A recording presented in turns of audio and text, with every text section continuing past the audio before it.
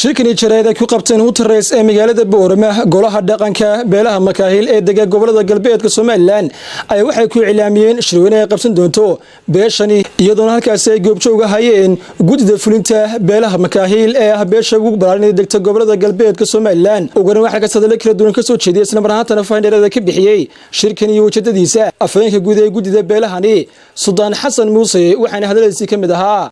halkan saxaafadda anaga ugu yeedhnay waxa loogu yeedhay baaq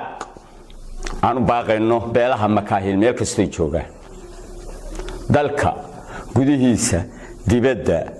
iyo dalalka kale jaarka ay la degan yihiin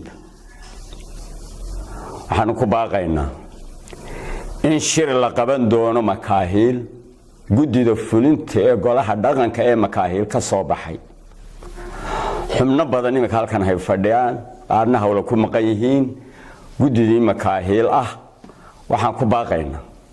in shir la qaban doono makaahil loona diyaar galoobo shirka lagaga tashan doono danaha makaahil meel ka soo joogaan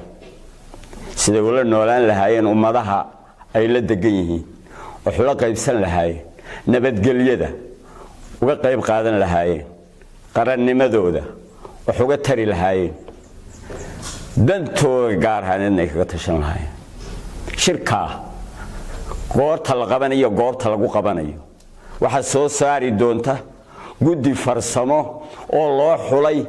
oo muddada soo sheegi doonta dhankiisa waxa isagoo halkaas ka hadlay Suudaanka guud ee beelaha makaahil Suldaan Xasan Xadibaade waxaana uu islaamada cilaamiyay Shirweyne ay qabsan doonto beeshani isla marhaatan ay ka tashan doonto ayaha guud ee beeshani sida uu sheegay afayeenku ayaan isugu yeedhnay baaqa gudiga makaahil anagoo ah in baaq ama shir ay darahooda kaga tashan doonaan aayahooga kaga tashan doonaan ayaan ugu yeedhaynaa makaahil ama dalka ha jooga ama dibadda ha jooga ama dawladaha andariska naayha la jooge ayaan ugu baaqaynaa aan ugu yeedhaynaa aaya ka tashigiisa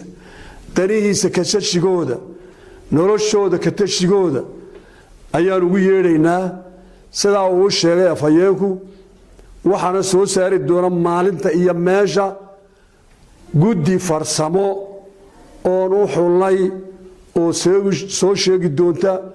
oo dib ka soo sheegi doonta maalinta ay noqonayso meesha ay noqonayso hadii ilaahay yiraahdo